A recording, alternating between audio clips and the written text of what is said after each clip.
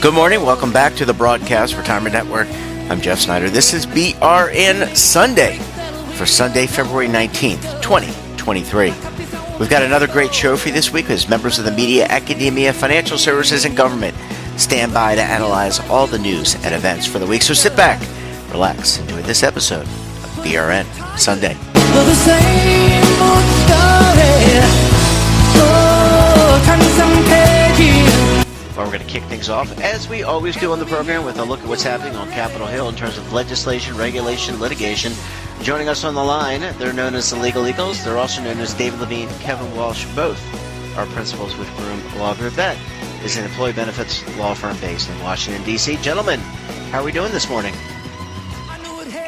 We're doing wonderful, Jeff. Thank you as always for having us. You know, we're getting later in February, and it feels like spring might just be around the corner. And spring has sprung, and so have we. And if those of you who have children who've gone to music together, you'll recognize the song. But with that said, I'll defer to you as to what's top of mind today. Yeah, Kevin, do you want to kick us off? I think you have some things you want to talk about in terms of the regulatory challenges and also ASA.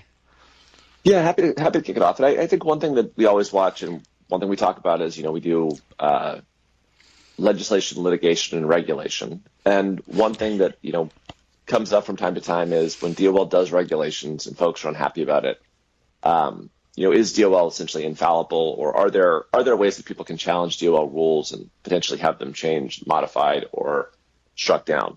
And last week we saw an example of, what happens when someone's unhappy with the DOL rule and they went to court. And the example this week is ASA versus Walsh. And in that case, essentially, what happened was in 2020, the Department of Labor issued an exemption. And in the text before the exemption, where they're explaining what they're doing, they made some changes to a longstanding rule relating to, when somebody is subject to DOL's rules and standards, so when someone's a fiduciary. ASA filed suit in the Middle District of Florida and said two things. First was, you can't change rules like that without going through notice and comment rulemaking. So unless it's actually a rule itself, you can't change when somebody is a fiduciary. They also said, and DOL, the change that you made here was arbitrary and capricious because it conflicts with the statute and it conflicts with other courts' decisions relating to when someone is a fiduciary. So those are kind of two magic standards for challenging a rule. One is, essentially you're saying the agency used the wrong process. And the other is you're saying the agency acted arbitrarily and capriciously because, at bottom, if an agency is going to issue guidance, if it's going to issue rules, if it's going to issue interpretations, it can't do it in like an arbitrary and capricious way. It's got to be able to provide a reasonable support for the conclusion it's making. Now, judges won't look very far to see if it's reasonable, but, it can't be unsupported or against the statute or something. Now, in this case, what happened was the judge in Florida ended up agreeing with ASA that the way that DOL was changing the rule was arbitrary and capricious. So the judge looked at everything and said, hey, DOL, this language interpreted one way for almost 50 years. Now you're saying not only is it interpreted the other way, but that it would be absurd to interpret it the way that ASA wants to interpret it. DOL, I'm not buying it if you're saying that it's the absurd result to interpret something the way that even you interpreted it in 2016. So, where this leaves folks really in terms of rulemaking is, if DOL issues some document that has a legal impact on them, this highlights the way that folks would go about, seeking to have a judge change it if the agency itself is unwilling to change it. And what's particularly interesting here was that, when you have someone who's challenging something like an FAQ or a compliance assistance release, where it reinforces the idea that it's not just, really big actions that an agency has to be careful about, but that agencies really ought to be careful and they ought to be thoughtful about even, things that the regulated community might refer to as even website updates. David, do you have anything you want to add about challenges to rulemaking? Sure, I will. And I want to add one note. One thing that was interesting in the decision is the fact that it picked up some of the decision involving the case involving a record keeper and some of their advice they were providing, where the DOL rule was soundly rejected. So you can see courts are sort of tying a little bit of a thread together on that. So there's something to note. One other thing I'll mention very quickly, because I think, Kevin, you said it also well, was that there's also a second thing. We've talked about ESG, environmental social governance guidance, the yin and yang back and forth between Democrat and Republican administrations. There is activity moving through the House of Representatives and the Senate even to use the Congressional Review Act, which we've talked about before, which basically allows Congress to basically say, agency, we're rejecting your rule. You can't go in this rule, and basically bars them from going back into the rule to shut it down. Now, it looks like it will pass in the House. In the Senate, the Biden ESG guidance, I think they're as of this moment that I last looked, it was like one, and we're recording on Friday, one vote away potentially from being able to get the votes to basically use this Congressional Review Act to strip this rule. Now, for those who are anti-ESG, don't get too excited, because President Biden will, in all expectations, veto this. So you would have to override a veto. But the point is, it shows that the Department of Labor's guidance is getting pushback on a lot of fronts. Does it mean that it's all going to get pushback? No. But it does highlight that we're in an interesting phase of give and take between what the regulators put out and what the courts and the regulated community and legislative community do in reaction to it. So it's an interesting world. And Jeff, I'm sure we'll have much more to talk about in coming weeks. Yeah, it sounds like it. But it's not like we don't have anything to talk about. Just real quick, and the reason, so the president would veto, you need, 2/3 majority to override a veto, is that correct? That should be right. I haven't thought about it. Yeah, you need 2/3 to overturn. Yeah. You need 2/3 to overturn a veto. And that would just not happen. I mean, that's just not going to happen. They're not going to get it in the Senate. It's just not going to happen. It's just not happening. Last question, gentlemen, before I let you go off to your relaxing day. Does the fact that there is a Congressional Review Act and these reviews, does that change the mindset of the Department of Labor? Or do they just keep pushing ahead? I mean, there's a yin and yang, as you said, in a democratic process, right? There's back and forth. So do they adjust their thinking when it comes to new rules and regulations? Or is it just the train just has left the station and we're going to keep going and fulfilling our agenda as we see it? I'll take that. I think the very simple answer on that is the DOL is likely to keep moving forward. But of course, if there are judicial decisions that strike down things, they will, of course, give that consideration and figure out how to address it. Because I don't think any of us likes anything we do struck down, and they'll be evaluating how is best to approach. Yeah, really good analysis there. Well, gentlemen, thanks so much for joining us this morning, and we look forward to having you back on the program again next week. Thank you, Jeff. Thanks, gentlemen. Thanks, Jeff. Thanks, Bye-bye. listeners. Bye.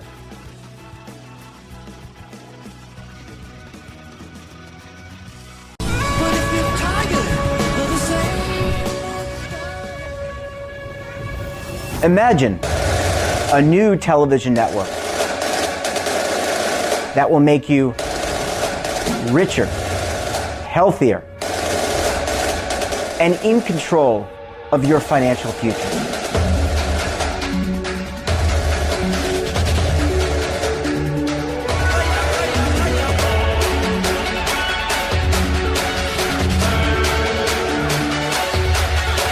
This network is for the policewoman in Nashville, Tennessee, the baker in Dubuque, Iowa, the teacher in Lexington, Kentucky. We want to make the idea of savings and retirement culturally relevant. But what do you see as a defining issue of the midterms? Especially for the smaller businesses. I mean, they are the lifeblood of the American economy.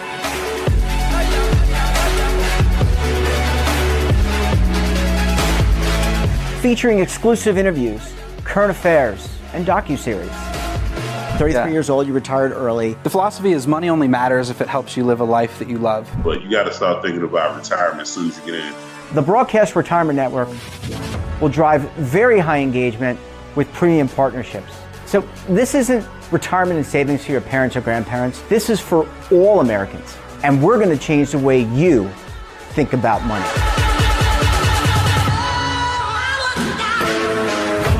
Welcome to the next frontier of retirement and savings. This is BRN, the Broadcast Retirement Network. Are you stuck with a low credit score? A credit report and score that's causing you to be denied credit or pay higher interest rates than others for the same things? Then do what Terrence did and call Credit Repaired for your free credit evaluation to help restore your credit. I started thinking about buying a new house, and my score wasn't where I needed it to be. I called and spoke with one of the representatives, and we just had a good conversation, and I liked what he was saying. Just one call for his free credit evaluation was all it took to start back on the track to repairing his credit. I'm seeing the deletions and I'm getting the report, so I know something's being done. It does make a difference to me. All it takes is one call to get started. Credit Repair has given me a second chance to have a better credit score. Don't let a low credit score hold you back another day. Do what Terrence did and make the call for your free credit evaluation. Call 800-819-4152. That's 800-819-4152. Again, 800-819-4152. Welcome back. Now it's time to talk a little markets. And joining us on the line, he is the lead anchor for the TD Ameritrade Network, Oliver Rennick. Good morning, Oliver. Thanks so much for joining us on the program this morning. Thank you, as always, Jeff. Happy to. Oh, well, it's our pleasure, and we always enjoy your thoughtful analysis. Oliver, let's start things off with a look at the market. You want to give us your sense for where the market is this what is the second or third week of February? Things are definitely getting a little bit more complicated. The blistering rally from the first month of the year kind of ran into a wall. It's somewhat of a permeable wall, and bulls are trying to push through to some very important technical breakout levels. It sort of happened. We saw Bitcoin trading to 25,000 for the first time in 9 months. We saw the S&P pushing above 41 to 42, really trying the S&P 500 to get above where it was after Jay Powell sounded pretty dovish on the first of the month at that most recent FOMC. However, the wall is basically a wall of economic data that is fairly surprisingly strong, especially unemployment, and then, of course, inflation.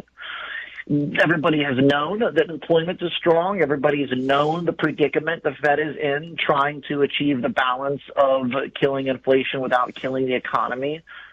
But right now, there is a major complication in the labor market, which is starting to translate into inflation from a demand side. And that's very important because we have seen quite a bit of disinflation over the last 5 months. That's what Powell sounded very optimistic and dovish about earlier this month. However, the disinflation largely is coming from supply chains returning to normal and supply pressures easing. But now, after this week, we see inflation actually warming up on a month-over-month basis. Really, the only explanation for that is that there is demand now coming from the other side of the ledger, the demand side, as opposed to the supply side. There's inflation coming from the demand side now because people are able to take jobs, support themselves, maybe not as frothy and wild as the COVID stimulus days, but a different type of economy and labor market in which prices can remain quite sticky due to employment. And so the stock market suddenly is slowing down, wondering if Powell is going to have to get hawkish again. So to that end, Oliver, and you bring up inflation, and we had an economist from Texas A&M talking about food prices, and he said, he's what do they say? If you have a room of economists, 12 economists, you'll have 12 different thoughts about the economy. I forget who said that, but you know what I mean. And he said that, it just didn't look like food prices were going to come down anytime soon. That's a lot of headwind. I mean, you mentioned that there's jobs being created, people are finding jobs. I wouldn't say we're at full employment, but we're at that statistical place where it's close to full employment. But what about these food prices, and does that give you, and more importantly, the market, any pause? Yes, definitely. Because the thing is that food prices, here's the thing, if we've achieved a certain price for, I won't say eggs. Everybody's talking about eggs, but there's some other things going on there, avian flu, et cetera.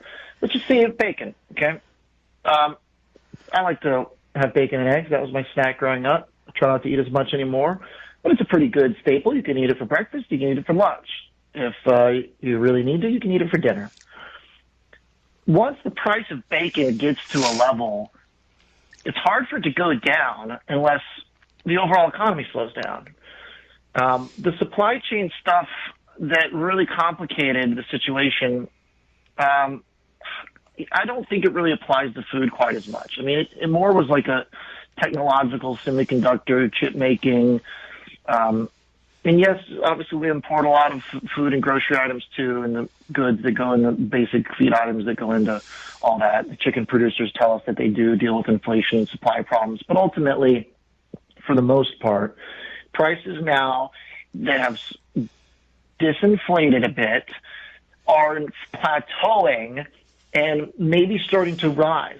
And if I'm buying that bag of bacon and my salary is only going up, or I'm only getting a new job, which is what the employment data is telling us, then I can afford the bacon, why would the price go down? And so it's very hard to have an economy revving back up. And this is what a lot of people are arguing right now. The whole economic world is latching on to this concept of no landing. You've heard soft landing versus hard landing for the economy. This past month, people are really starting to talk about no landing. Okay, well, if there's no landing, meaning that the economy stays vibrant and active in the employment area, then there's not going to be any drop in the prices for goods if there's no slowdown in the economy. Because if I'm already buying these goods at this price and I have a job and I only leave my job to take a higher paying job, which is what the labor market tells us, I'm not going to stop buying bacon.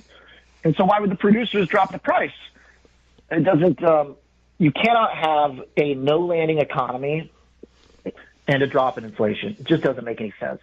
You can have a strong economy and falling inflation, or rather low inflation, You can have a strong economy and low inflation, but you cannot have an economy starting up and strong with already existing inflation and expect it to go down. A lot of people are saying, oh, well, it's okay if the economy does well. There are plenty of instances in history where the economy was strong and we didn't have bad inflation. Well, yes, because there wasn't inflation when the economy started strengthening. So if you start from no inflation or light inflation, the economy strengthens. There are certain economic conditions where inflation doesn't pick up necessarily next to growth. But once you already have the inflation in the system and you start revving back up, it's not going to go down, except for the stuff that was specifically COVID supply chain driven, and that seems to be worked out of the system. And that's why the market is suddenly having second thoughts, because Jerome Powell's tone with that logic was completely wrong in his last press conference. Oh, by the way, I like bacon too, Oliver. Last question. I really do like bacon. And I like steamed dumplings, which has nothing to do with bacon and eggs, but I really do like Chinese steamed dumplings. Oliver, last Soup dumplings I'm a big fan of. Oh, what kind? Soup dumplings. Yeah. I mean, that stuff is, man, I mean, it's only breakfast, but I could go for that right now. Last question, Oliver. Let's talk about consumer debt. You talked about some of the economic data. You talked about a no landing recovery, or I don't know what you call it, a recovery, but it's a no landing market. Yeah, that's it. Yeah, recovery. Where do you factor in consumer debt? Because these food prices, maybe some of the other supply chain related issues have kind of segued in terms of inflation, but that food price a lot of people still charging on their credit cards. From what we have seen from credit card manufacturers or providers, people are taking on more debt. Does that give the market more headwind? Because somewhere along the line, the banks are going to call the bluff and say, "All right, we're going to raise rates, and we're going to want you to pay that debt off." Oh yeah, that is absolutely a major issue. This is why the market is basically in a catch-22. There's really no way out. Employment is strong enough, and people have enough jobs to keep spending and avoid buckling under their credit card debt because of the strength of the economy. So the options basically are either Powell and the Fed don't hike rates, employment remains strong, people keep spending, inflation goes up or stays the same when it's already too high, or he does tighten things up and people will suffer from the debt that they've incurred. So there's not a lot of ways out right now. It's definitely a problem. Yeah. Would you want that job? If they called you up, President Biden called you up and said, "Oliver, I want to nominate you for the Fed chairman," would you want that job? I mean, you got a pretty good job now, I think. You get to break it all down for people. Yeah, but, you got a great job. Maybe one day. Sure, yeah. I'm sure it could be fun. All right, I'm going to put in a good word for you. On that note, he's Oliver Rennick. You can catch him every weekday on the TD Ameritrade Network. Take care, my friend. Enjoy the rest of your weekend. We'll talk to you again very soon. All right. Thanks, Jeff. Bye-bye. Well, good morning. Welcome back to the Broadcast Retirement Network. I'm Jeff Snyder. This is BRN Sunday for Sunday, February 19th, 2023. We've got another great show for you this week as members of the media, academia, financial services, and government stand by to analyze all the news and events for the week. So sit back, relax, enjoy this episode of BRN Sunday.